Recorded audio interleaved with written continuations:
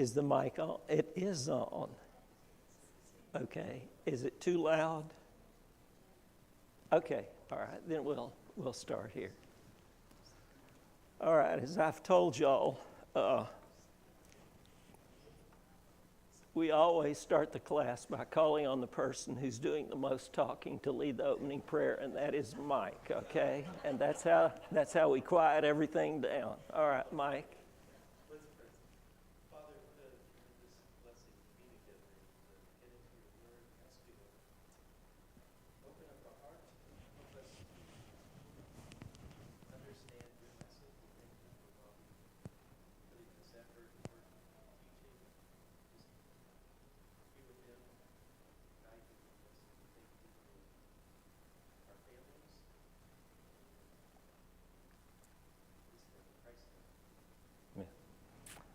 Okay,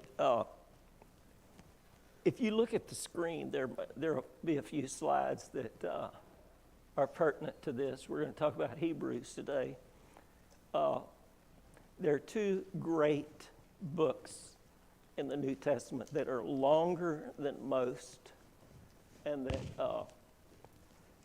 that argue or persuade or explain. And those two. The first of those great books is Hebrews. And anybody want to guess what the second is? Huh? Nope. Romans. These two books are long epistles that explain things in great detail. And so, next slide, please. The more fundamental problem of these two books is the problem of Hebrews. Imagine that you were a Jew, that you might have seen Jesus, you might have seen some miracles, you might have heard some teaching, and then he was crucified, and on the day of Pentecost, you were one of the people standing in that long line of 3,000 people to be baptized. So you were a Jew, you were baptized on the day of Pentecost. And when you went home and you said, guess what, Mom? Today I became a Christian. I was baptized. Well, the first thing that would happen is your family and friends and your employer and your rabbi would all begin to try to talk you out of doing that. And so the problem of Hebrews is that there were Jews who became Christians and were being persuaded to renounce Christianity and go back into Judaism. That's the problem of Hebrews. And now the next slide. Now this is the problem of Romans. Romans has a different problem. And in Romans, there were Gentiles, many of them out of Jerusalem. They became Christians. But then there were Jews who became Christians and wanted to impose elements of the law of Moses on these Gentile Christians and convert them from being Gentile Christians to being Jewish Christians. And they did this by imposing circumcision and certain feasts and so forth like that. And so that's an entirely different problem. The problem of Hebrews is more fundamental. Next slide. Okay.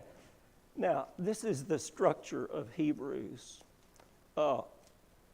Hebrews will have a section of explanation or argument or persuasion, and then that will be interrupted by a section that is warning them not to renounce Christianity and become Jews again. And so there will be a section of persuasion, and then it will break away into a warning. And most of the time, these sections that deal with the warning use the expression, therefore we must, therefore let us. And so this is how Hebrews is structured. Now, the next slide. Okay, this is a diagram of the book of Hebrews right here. And on the left, you see this colored column, and on the right, you see the blue boxes. And so, if you start with chapter 1 at the top and go through chapter 13 at the bottom, you'll see an argument that is advanced throughout the book. And then this will break away into these warning sections. And at the top, the two green boxes and the little blue box. That's what we're going to talk about today, the first two chapters. Go back one slide. Okay. Persuasion, warning, persuasion. That is how Hebrews is structured. All right. One more slide. There it is. That's what the entire book looks like. And now let's look at the next slide. So, this is the first two chapters, chapter 1 and chapter 2 in Hebrews. And so, think of a verse at the end of Matthew 22. If you go to Matthew 22, that last verse or two, at the end of Matthew 22, Jesus had gone through a lot of riddles that the Pharisees gave him. They would ask him a question to test him, and he would answer.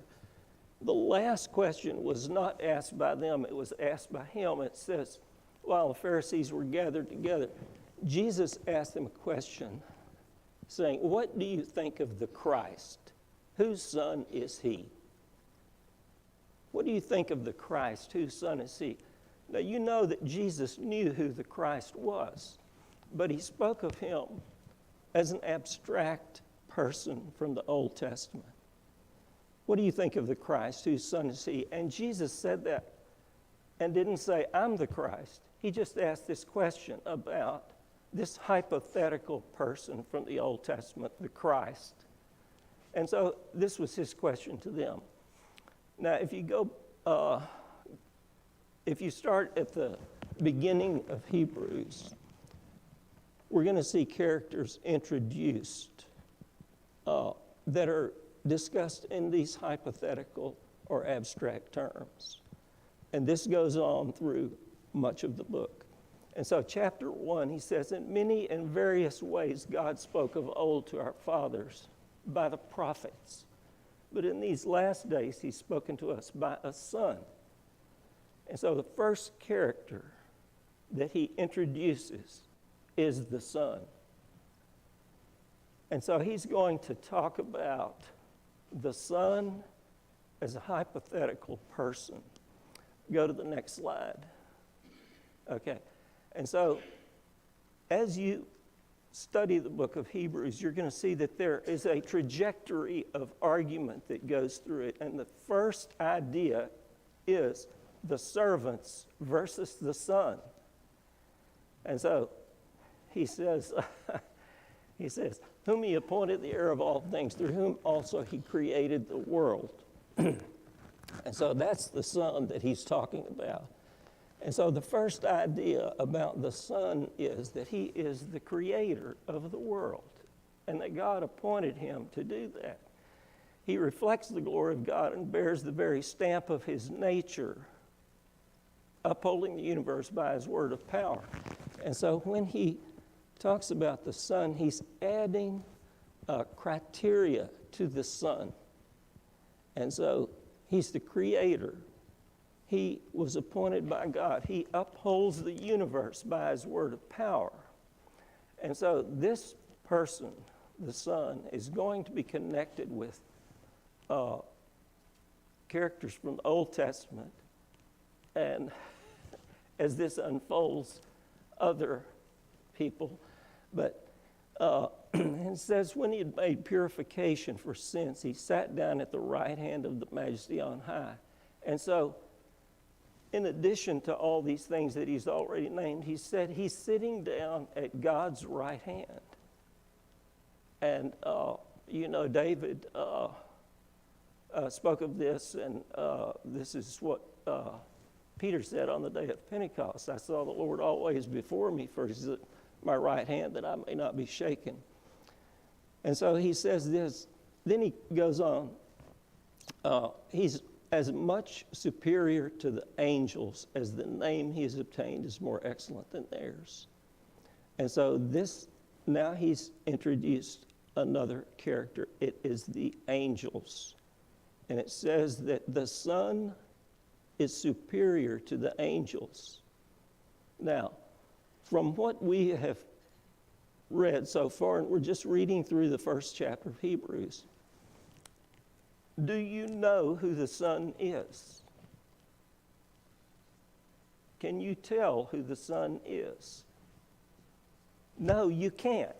You don't know who the Son is. He's just the Son so far. As much superior to angels as the name he's obtained is more excellent than theirs. And then he says, to what angel did God ever say, thou art my son, today I've begotten thee? So he's brought up the topic of the angels, and he brought this up because the angels had been prominent spiritual and material creatures, and the Jews had come to exalt the angels to an almost godlike position. And so the angels were exalted beyond the position that they should have been, probably, but they are the first servant that he's talking about. Then he goes on to say, of the angels, he says, he's made his angels winds and his servants flames of fire. So he gives them a compliment. But of the Son, he says, thy throne, O God, is forever and ever. And so, as he talks about the angels and compares them with the Son, and he adds more criteria to the Son, he says, thy throne, O God, is forever and ever. The righteous scepter is the scepter of thy kingdom. And so, the Son is addressed as God in prophecy, all these from Psalms. He's addressed as God. He's sitting on a throne. The righteous scepter is the scepter of thy kingdom. He's got a scepter in his hand, and he's got a kingdom. That is the description of the Son. Now, the description of the angels is, he's made his angels winds, his servants flames of fire. But of the Son, he says, thy throne, O God, is forever and ever. And so, he is eternal. He's got a throne. He's a king. He's got a scepter. He's got a kingdom. That is the Son. And he says, thou hast loved righteousness and hated lawlessness. And so, these are things that would be read of him in the Old Testament. They're not connected with any New Testament figure thus far. Therefore, God, thy God, has anointed thee with the oil of gladness beyond thy comrades. And so, he says, therefore, God, thy God, hast anointed thee with the oil of gladness beyond thy comrades. And so he is addressing, God is describing the Son as God. Now, when we were in India, they brought up that there was this issue that some of the Philippine preachers had been bringing up about the deity of Jesus, that Jesus was not deity. He was not a God. But there's no more compelling argument from the New Testament about the deity of Jesus than the first chapter of Hebrews, because it says unequivocally, as it adds layers to this description of the Son, that he is deity. And one reason, because it says, therefore God, thy God, hast anointed thee with the oil of gladness beyond thy comrades. And so, what do you anoint people for? You anoint them to be a king. And so, Jesus is, hold it, I slipped and said Jesus. I don't intend to say Jesus. I intend to say the Son. Because as you know, we haven't mentioned Jesus. He's not a character in this argument yet. Only the Son. And so, and thou, Lord, didst found the earth in the beginning, and the heavens are the works of thy hands. He's the creator, right? He founded the earth in the beginning, and the heavens are the works of thy hands. They will perish, but thou remainest. And so, again, reference is made to the eternal nature of the Son. Not Jesus, the Son. They will perish, but thou remainest. They will all grow old like a garment, like a mantle, thou roll them up. And this is talking about the finite life of the universe, of the creation. The creation is finite. It's going to grow old like a garment, just like your socks wear out. I've bought these socks, and they look great, but they all get holes in the heel just within 2 weeks. And so, like a garment wears out, the universe is going to wear out. It's going to grow old like a garment, like a mantle, they'll roll them up, and they'll be changed. But thy years will never end. And so the Son created this universe. This universe is going to age and grow old and be wrapped up and thrown away. But the years of the Son will never end. Okay? But remember, he's still talking about angels. He mentioned that he was as much superior to angels as the name he's obtained is more excellent than theirs. He gave a brief description of angels, and now, as he comes to the end of this chapter, but to what angel has he ever said, sit at my right hand till I make thy enemies a stool for thy feet? And so now he's come back to the angels, and he said, to what angel did he ever say this? What's the answer to that? To what angel did he ever say that, Mike? None. He didn't say it to any angel. He never said to the angels, sit at my right hand till I make thy enemies a stool for thy feet. Who did he say it to?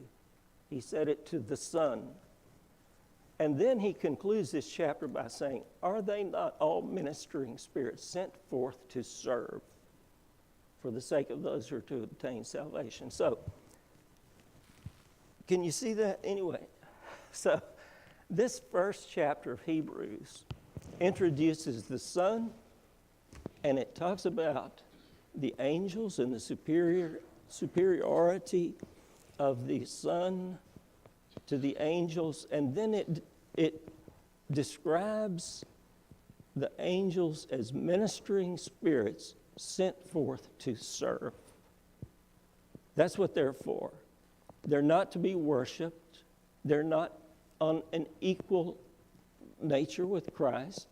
He is not a co-angel with them. And what are they? They're servants sent forth to serve. Now, if you skip chapter 2 for just a minute and go over to chapter 3, the next character, we'll just not get into this in detail, but the next character brought up in chapter 3 is Moses. And he says, therefore, holy brethren who share in a heavenly call, consider Jesus, the apostle and high priest of our confession.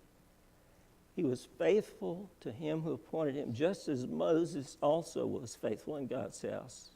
Yet Jesus has been counted worthy of much more glory than Christ has been counted. As the builder of a house has more honor than the house, for every house is built by someone, but the builder of all things is God.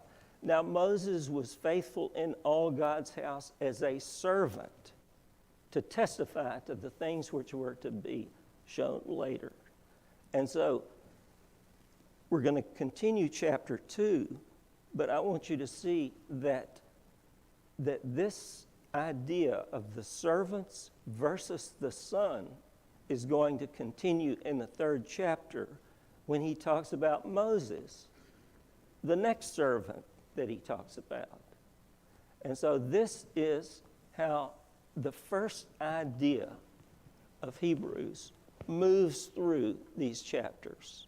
The servants versus the son. Go back one slide, please. Okay. And so the first chapter is about the angels, the first servants versus the son. Now, one more back. Okay, here it is, the structure of Hebrews. A section on persuasion.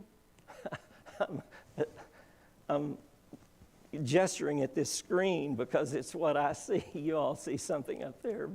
But anyway, and so the section of persuasion, that was the first chapter that we just talked about. And now there is going to be a warning. Okay, one more slide. Not backward, forward. One more. There we go. All right, now here we are. We're in the blue section on the right. We finished chapter 1 by saying that the angels are sent forth to serve. All right, now,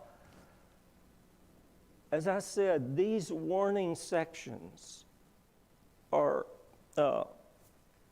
introduced with ideas that say, therefore, let us, therefore, we must. And so look at chapter 2, verse 1, and let's consider the first 4 verses of chapter 2. Okay, in chapter 2, the argument about angels is going to disappear for 4 verses. This is not an argument about angels. This is a warning for those Jewish Christians not to take the advice of their parents and their friends and give up their Christianity and become Jews again. It's warning them not to do that, to remain faithful to what they started out when they were baptized on the day of Pentecost or later or out in the Roman provinces or something like that. Not to let Judaism overtake them as they were once Jews. Now they're Christians. Stick with it. Therefore, we must pay the closer attention to what we've heard, lest we drift away from it. And so that's what he wants them to do. He wants them to not drift away. And how do they do that? By paying close attention to what they've heard. Therefore, we must pay the closer attention to what we've heard, lest we drift away from it. For if the message declared by angels was valid, and what is the message declared by angels? It's the Old Testament. If the message declared by angels was valid, and every transgression or disobedience received a just retribution, in other words, if there was validity in the law of Moses, and there was a righteous judgment upon those who violated the law of Moses, how shall we escape if we neglect such a great salvation? And so, the point that he's making is, in comparison with the Old Testament, which was valid and just, he says, how shall we escape if we neglect such a great salvation? And so, if we have been taught, if we Jews who were baptized on the day of Pentecost have been taught such a great salvation, and we turn back from it, then we will have violated something much worse than those laws in the law of Moses. And so you see that he makes a comparison at this point, and it's part of the warning not to turn back. And so then he says something about this great salvation. It was declared at first by the Lord, and it was attested to us by those who heard him. All right, another slide. Another slide. Okay. Now this says why Paul did not write Hebrews. Okay. If you read this, can you read that verse up there? Anyway, it says, this is from the first chapter of Galatians, and it says, the gospel which was preached by me is not man's gospel, for I did not receive it from men, nor was I taught it, but it came through a revelation of Jesus Christ. And so Paul said, I got this directly from the mouth of Jesus. What I teach is not man's gospel. I did not receive it from men, nor was I taught it. But it came through a revelation of Jesus Christ. And so Paul says that he says in essence he could not have been the author of Hebrews, because the author of Hebrews says it was declared at first by the Lord, and it was attested to us, to me, the writer, by those who heard him. And so the writer of Hebrews did not get his gospel directly from the mouth of Jesus. And so he heard it from someone else. and that's why Paul did not write Hebrews. And of course, many people say that he did. People much smarter than I am say that Paul wrote Hebrews. But I mean, to me, it's very implausible that Paul would have written Hebrews. And another reason is that in every epistle that Paul writes, there is a recognizable narrative. And Sylvia is shaking her head yes, and she knows that Paul can't stop talking about himself. When he writes an epistle, you're going to hear something about him. He doesn't just tell you something great. He says, let me tell you about me. Or he says, when I was with you, you remember that I came through and we did all this, did all that. And so there is not one single epistle written by Paul that you would not recognize by the narrative elements and by the personal notations that he makes. But the book of Hebrews contains none of that. Now, the writer of Hebrews did know Timothy, because at the end of the book he says, you should understand that our brother Timothy has been released. And so whoever this was that wrote Hebrews knew Timothy. But this is the only personal notation that is made in the book of Hebrews. Right at the very end, he mentions Timothy. And so that's why Paul didn't write Hebrews. Anybody want to argue with that? Okay, all right. And so who did write it? Well, I say Apollos wrote it. He was an eloquent man, well versed in the scriptures. That's what it says when Aquila and Priscilla took him under their wing. But anyway, somebody other than Paul wrote it. Okay, so it was attested to us by those who heard him, while God also bore witness by signs and wonders and various miracles and by gifts of the Holy Spirit distributed according to his own will. And so the gospel that the Hebrew writer received, he got from people who had heard Jesus, and he saw the proof of it through things that he could witness. Signs, wonders, various miracles, gifts of the Holy Spirit. And so And so the Hebrew writer heard it from people, and of course he was inspired by God, right?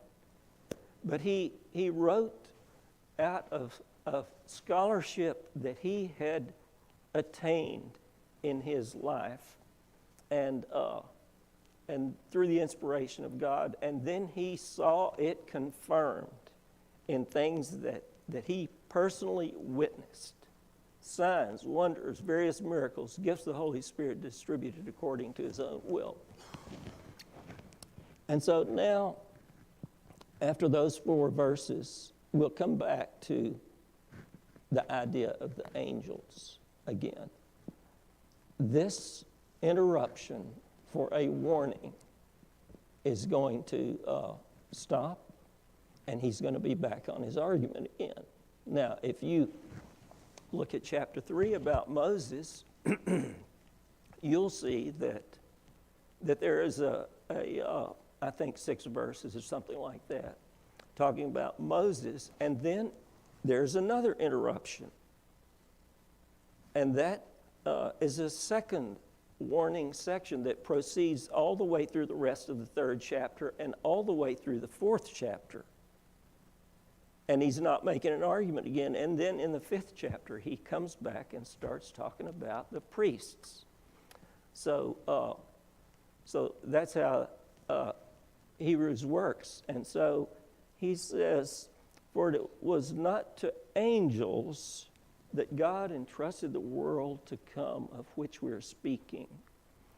And so, subjected the world to come of which we're speaking. And so there is a world to come, and it was entrusted to someone. Who was it? We don't know yet, but it's someone other than the angels, because it was not to angels that God subjected the world of which we're speaking. And then another quotation from Psalms. "What is a man that thou art mindful of him, or the son of man that thou carest for him?" Okay, he's come back to the Son. It's not to angels that God subjected the world to come. Who is it? Okay.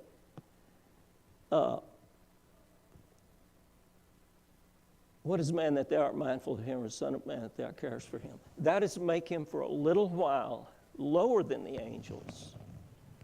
All right, when was Jesus, I can't say Jesus, when was the Son made lower than the angels?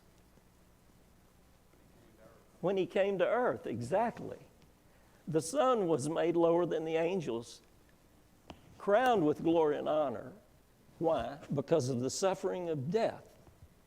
And of course, you could automatically connect this with what you know about Jesus, but that is not what you should automatically connect it with. What should you automatically connect this verse with, in that Jesus has not been introduced yet? With Isaiah 53, with ideas that the Son is going to sacrifice his life for mankind, for the sins of mankind. And so we're making arguments from the Old Testament, where the writer is not just reinforcing things that you know about Jesus at this time. No connection to Jesus has been made, but Jesus is going to be introduced as a character, okay?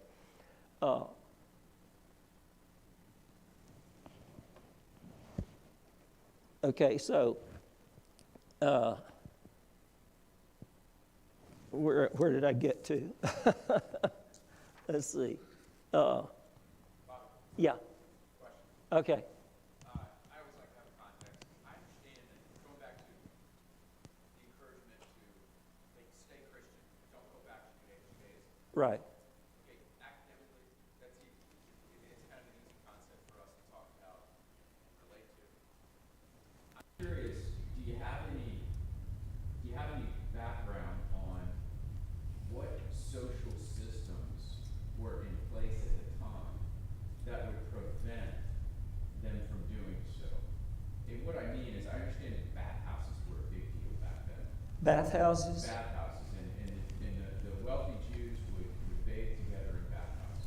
Right.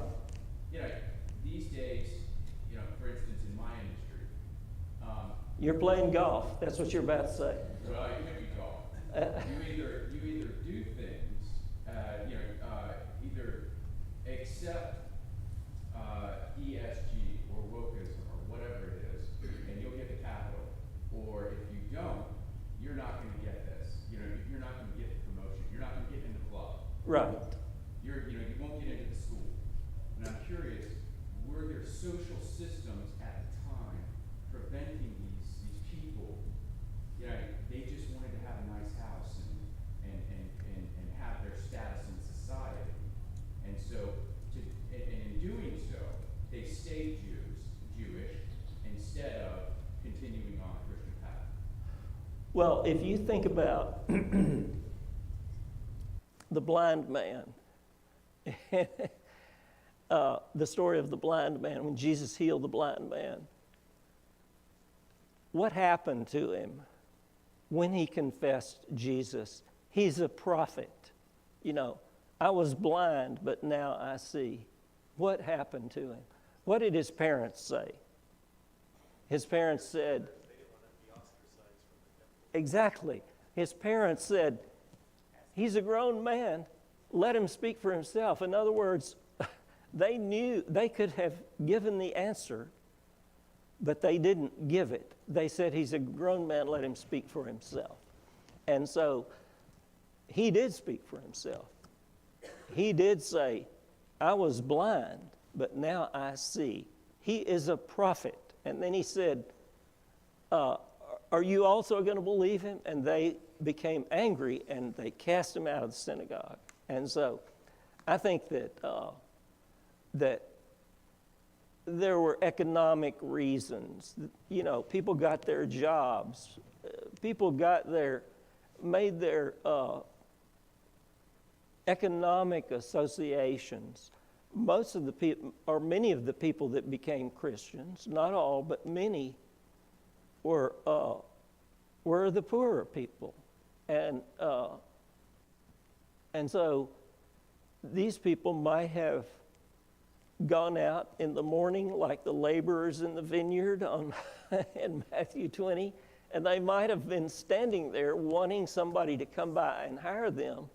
But when the guy came by and hired them and knew that that person had become a Christian, he would point at this guy and that guy and that guy and that guy, but not the one who became a Christian. And so I think that that's the kind of thing it is. I think that many of the Indians have been ostracized from their families when they became Christians because the families were Hindu. And so I think all of the things that you naturally associate with giving up your religion, I think that those were associated with this decision that the Christian made. Mike? When we read in Hebrews 2, I think in chapter 10, they lost property, some went to jail because of their Christian faith, and I think that's what was causing them to. So it could have been, I mean, these are scattered Christians too, as we're reading. Yeah, think what Paul did. The Roman Empire is probably the big pressure. Yeah, how many Pauls were out there in Jerusalem rounding people up and putting them in prison like Paul did? We know the story of Paul, but there may have been lots of Pauls out there. And so after Stephen was stoned, it says a great persecution arose after the stoning of Stephen. They were all scattered throughout the region of Judea and Samaria. And so I think that it was, there were lots of different things. Is that an answer? You knew the answer because you are a golfer and you could sense the whole thing, right? And you probably go to bathhouses too. Anyway, I don't know. Okay. Okay. It says, now I'm putting everything in subjection to him. He left nothing outside his control. And who is that? The Son is the one who has things in subjection to him, not the angels. As it is, we do not yet see everything in subjection to him, but we see Jesus. And so this is the first mention of Jesus. But we see Jesus, who for a little while was made lower than the angels, crowned with glory and honor because of the suffering of death, so that by the grace of God he might taste death for everyone. And so it introduces Jesus, and it doesn't give an aggressive argument about Jesus. It brings him up. Now, the author of Hebrews is able to say things about Jesus that would be taken for granted. And why do you think that the author of Hebrews can say things about Jesus that can be taken for granted? Because the people that knew Jesus were still alive at the time. There was no dispute about what had happened to Jesus. You may find people today online, I guess, who would say there never even was a Jesus. Or even though there was a Jesus, he was not crucified. He didn't really die in Jerusalem. And yet these people were in such close proximity to the time of Jesus that people were alive who still knew Jesus.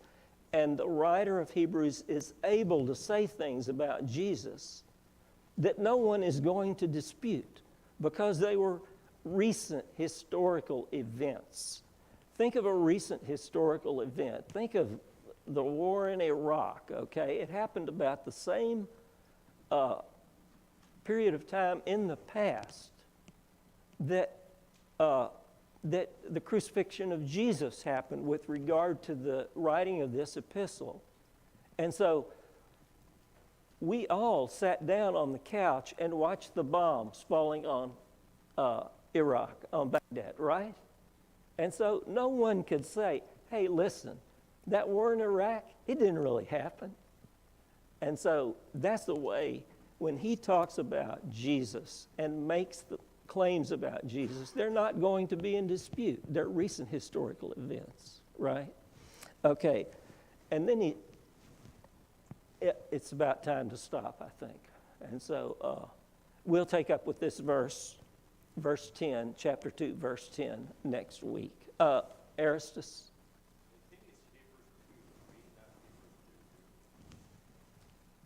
Hebrews. Oh, okay. Okay, you're correct. It is Hebrews 2:3. I wrote that down wrong. I can change that, though. It's really easy to change. I've learned to do it, so I'm going to bombard y'all with PowerPoint now. Okay. All right. Any comments, Aristus, before we close? Mike? Anybody? Okay. All right, we're dismissed.